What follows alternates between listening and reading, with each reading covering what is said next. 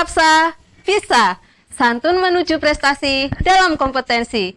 Oke pelajar Sukapsa, pada mata pelajaran dasar perancangan teknik permesinan kelas 10 semester 1 hari ini kita akan membahas tentang memahami persyaratan perlakuan panas pada logam.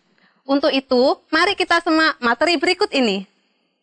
Oke, anak-anakku semuanya, jadi untuk materi hari ini tentang dasar perancangan teknik permesinan, kita akan membahas memahami persyaratan perlakuan panas pada logam. Nah, di sini penggunaan baja pada kehidupan sehari-hari itu apa saja sih contohnya? Kita lihat, contohnya ada penggunaan untuk rel kereta api, ada lagi untuk alat potong, ada lagi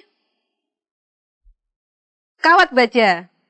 Selanjutnya ada untuk digunakan untuk jembatan dan yang terakhir digunakan untuk kerangka mobil. Ini sebagian kecil dari contoh-contoh penggunaan baja. Nah, di sini semuanya memang sama dari baja, cuma yang membedakan adalah jenisnya. Untuk rel kereta api, dia menggunakan baja karbon sedang. Untuk alat potong menggunakan baja paduan tinggi. Untuk kawat baja menggunakan baja karbon tinggi. Untuk jembatan menggunakan baja paduan rendah. Dan untuk kerangka mobil menggunakan baja karbon rendah. Nah, di sini baja-baja tersebut masih diolah lagi dengan melakukan perlakuan panas. Nah, digunakan untuk apa sih perlakuan panas itu? Perlakuan panas pada logam dimaksudkan untuk mengubah sifat mekanik logam agar sesuai dengan spesifikasi yang dibutuhkan. Sifat mekanik yang paling umum dipertimbangkan adalah kekuatan, kekerasan, dan ketahanan terhadap benturan. Secara umum, proses perlakuan panas itu dibagi menjadi dua, yaitu yang pertama adalah pelunakan dan pengerasan. Softening atau pelunakan merupakan cara untuk merubah sifat baja agar menjadi lebih lunak dan ulet. Untuk hardening atau pengerasan merupakan proses untuk meningkatkan sifat mekanik logam, terutama kekerasannya. Nah, prinsip perlakuan panas adalah pemanasan dan pendinginan. Di slide selanjutnya, kita akan membahas klasifikasi proses pemanasan logam. Jadi proses pemanasan logam dibagi menjadi 4 jenis. Yang pertama ada annealing, normalizing, hardening, dan tempering. Kita akan membahas tentang annealing. Annealing ini dilakukan dengan tujuan mengurangi kekerasan baja, membuat struktur lebih baik, lunak, dan ulet. Proses annealing ini caranya adalah dengan melakukan pemanasan pada benda atau bajanya, dipanaskan hingga sedikit di atas suhu rekristalisasi. Suhu rekristalisasi adalah suhu ketika struktur dari baja ini berubah kristalisasinya dan suhu tersebut berada di suhu kritis sekitar 600 sampai 700 derajat Celcius. Dan selanjutnya setelah sedikit di atas suhu rekristalisasi dibiarkan sampai temperaturnya merata. Dan selanjutnya lagi prosesnya adalah menjaga suhu bagian dalam dan luar agar tetap sama. Nah ini ya, annealing bertujuan untuk memperbaiki sifat-sifat mekanik seperti mampu mesin, mampu bentuk, keuletan, kehomogenan struktur, menghilangkan tegangan dalam, dan persiapan struktur untuk proses perlakuan panas. Kita lanjut lagi ke yang nomor 2 yaitu normalizing. Normalizing adalah bertujuan digunakan untuk memperhalus butir dan menyeragamkan kembali struktur yang tidak seragam serta menghilangkan tegangan sisa dan memperbaiki sifat mekanik dari baja. Untuk proses normalizing, pertama, baja dipanaskan di atas suhu kritisnya. Tadi suhu kritisnya sekitar 600 sampai 700 derajat Celcius. Dan selanjutnya, setelah mencapai suhu kritis, baja ditahan pada suhu tersebut.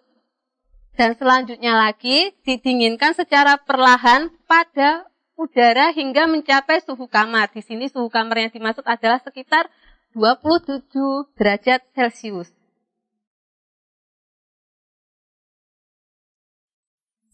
Yang selanjutnya lagi ada proses hardening. Proses hardening ini adalah salah satu perlakuan panas dengan memanaskan baja hingga mencapai temperatur austenit sekitar 800 sampai 900 derajat Celcius dan dipertahankan beberapa saat pada saat temperatur tersebut lalu didinginkan secara cepat.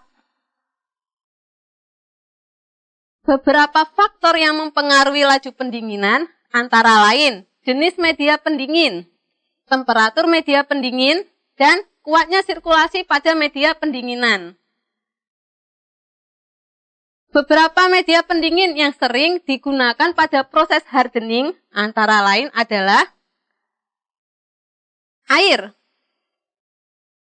terus minyak, dan larutan minyak dalam air. Kita lanjut, berikut ini adalah cuplikan video yang saya ambil dari YouTube tentang proses pemanasan dan pendinginan secara cepat.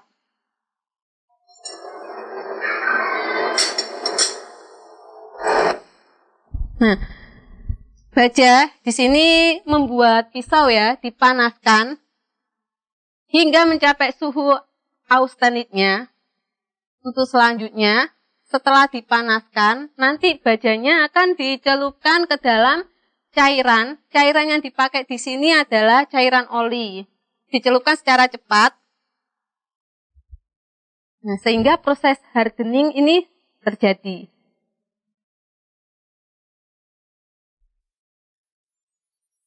Biasanya setelah proses hardening ini dilanjutkan ke proses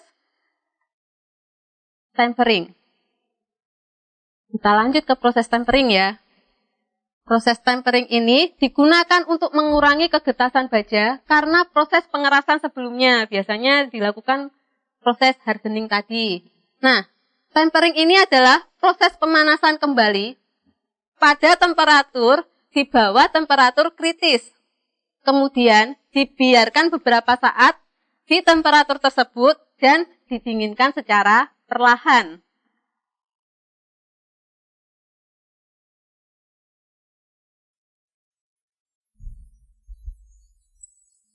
Terus selanjutnya adalah tugas. Tugasnya ada dua, yaitu yang pertama, jelaskan maksud dan tujuan dari perlakuan panas logam. Dan yang kedua, jelaskan hubungan antara proses hardening atau quenching dengan tempering dalam perlakuan panas logam. Berikut ini adalah sumber materi yang saya ambil untuk pembuatan PowerPoint dalam penjelasan hari ini. Demikian untuk materi hari ini. Terima kasih. Baiklah pelajar Sekapsa, demikian materi hari ini mengenai memahami persyaratan perlakuan panas pada logam.